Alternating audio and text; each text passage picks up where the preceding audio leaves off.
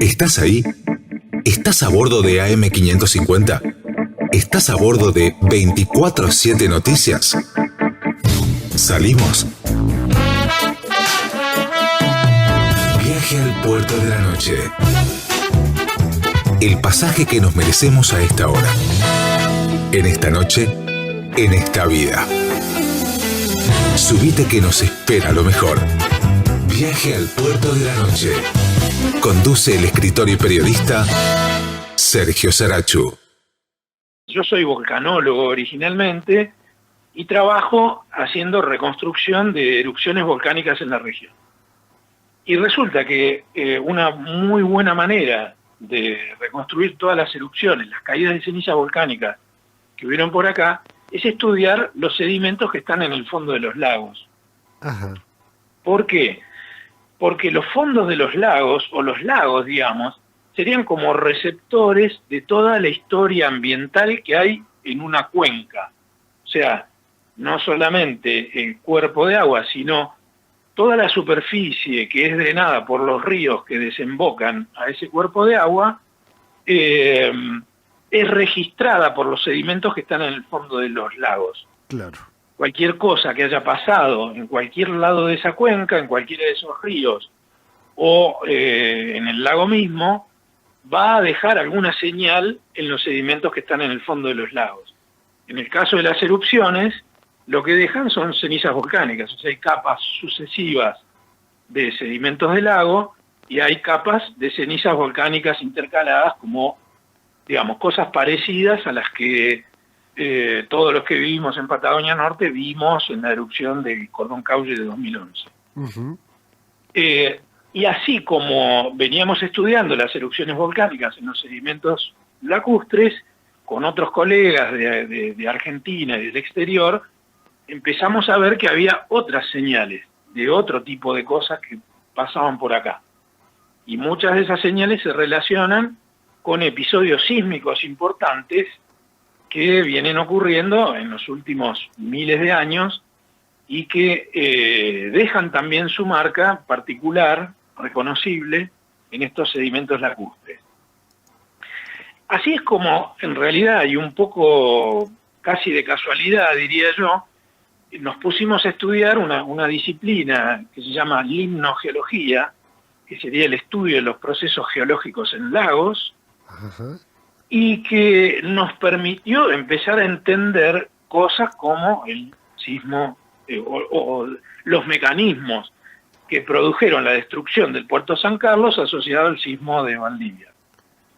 Es un poco larga esta explicación, pero me gusta hacerla para que se entienda por qué alguien que originalmente se especializó en volcanología hoy también trabaja con historia ambiental de lagos y reconstrucción de episodios ambientales, como por ejemplo son los tsunamis lacustres, ¿no? Claro. Clarísimo de cómo te fue llevando la investigación, la ciencia te fue llevando por ese camino que originalmente nació en la vulcanología y ahora, como vos decías, en estos fenómenos en los lagos de nuestra zona.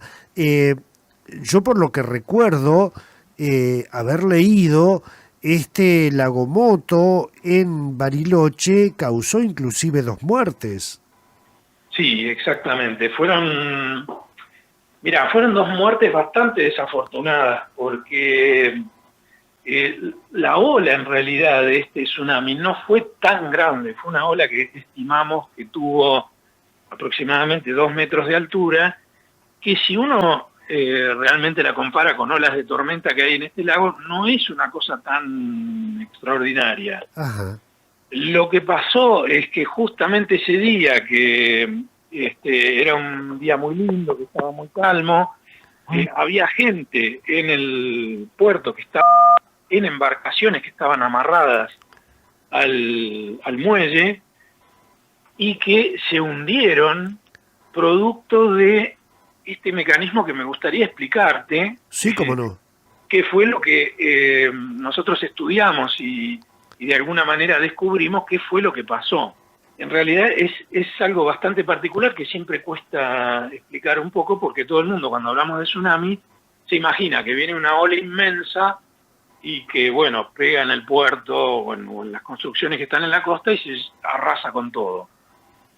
Y en realidad la desaparición del puerto, en este caso, no tuvo que ver tanto con eso, sino más bien con que, producto de esta agitación sísmica que hubo en el fondo del lago, los sedimentos donde se fundó el muelle, o sea, donde estaban clavados los postes que sostenían toda la estructura del muelle, se fueron para abajo. O sea, sucumbieron, claro.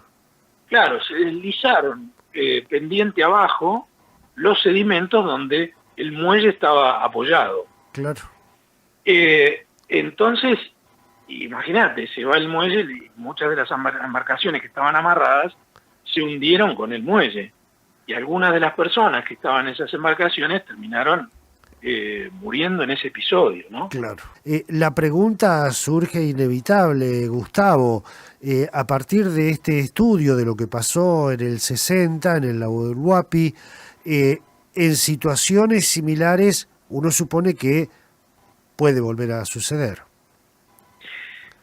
Sí, mira, es muy interesante porque a partir de este trabajo nosotros empezamos a pensar que hay una serie de características que hay en estos grandes lagos patagónicos, que son todos de origen glaciar, digamos, entonces tienen grandes profundidades, pendientes muy altas en los laterales del fondo, y una acumulación de sedimentos que es bastante particular, con cenizas volcánicas intercaladas. Entonces hay una serie de características que nos empezaron a hacer pensar que era probable que estos fenómenos existieran no solamente en el lago Nahuel Huapi, sino en otros lagos, y que además fueran un poco más frecuentes de lo que nosotros teníamos registrado, que era este único caso. Claro.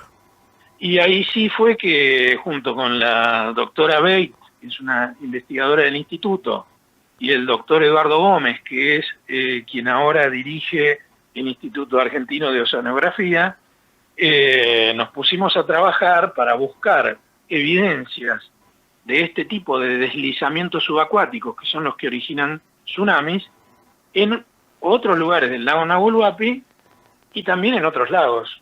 Y bueno, oh sorpresa, encontramos que hay una gran cantidad de deslizamientos subacuáticos, no solamente en el lago Nahuel Huapi, sino en prácticamente todos los lagos donde los hemos buscado en la Patagonia. Con lo cual, para darte una respuesta un poco más directa, sí, diría que son fenómenos que tienen alguna frecuencia, claro, no son súper frecuentes, pero que en cuanto a la intensidad, digamos que el de 1960 fue algo bastante extraordinario. Claro. Que podría volver a repetirse, pero que no es lo más frecuente. Sí, sí. Estos deslizamientos que ustedes han observado en los lagos de nuestra región, sí deberían tomarse precauciones para quienes están en la zona costera, pero difícilmente tuvieran la envergadura que tuvo aquel de 1960 en Bariloche. Claro. Bien. Mira, vos sabés que algo interesante que a veces hasta nosotros mismos nos olvidamos. Todo este trabajo surgió a partir de un asesoramiento que nos pidió la provincia de Río Negro, porque se estaba barajando la construcción del centro de convenciones de Bariloche en una zona ahí de Puerto San Carlos, contra la costa. Ajá. Y nosotros, dentro de ese estudio de factibilidad ambiental, lo que hicimos fue hacer un análisis de peligrosidad frente a tsunamis, y por eso empezamos todo este trabajo, porque en realidad lo que deberíamos tener en cuenta en nuestra región es que hay, digamos, algunos usos de nuestras costas que tendríamos que revisarlos o hacerlos con ciertas precauciones, porque es posible que en algún momento, en algunos lugares puntuales de nuestros lagos, exista o bien el impacto de alguna ola de tsunami, o también estos deslizamientos que a veces son completamente subacuáticos, pero a veces involucran porciones de la playa. Claro. Y de hecho, no sé si ustedes recordarán que hace no demasiado tiempo hubo una noticia ahí en una playa de Quilaquina, en el lago Lácar, que desapareció una parte de la costa. También pasó hace unos años en un lugar así, medio recóndito del lago Nahuel Huapi. En el lago Huachulasquen también tenemos registros.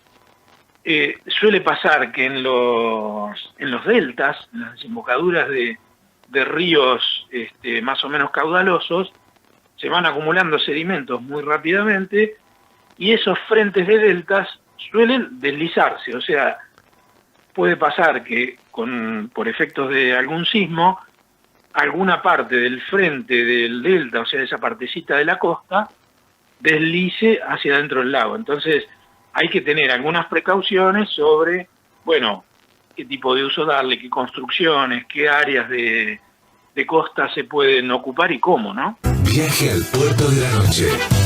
Conduce el escritor y periodista Sergio Sarachu.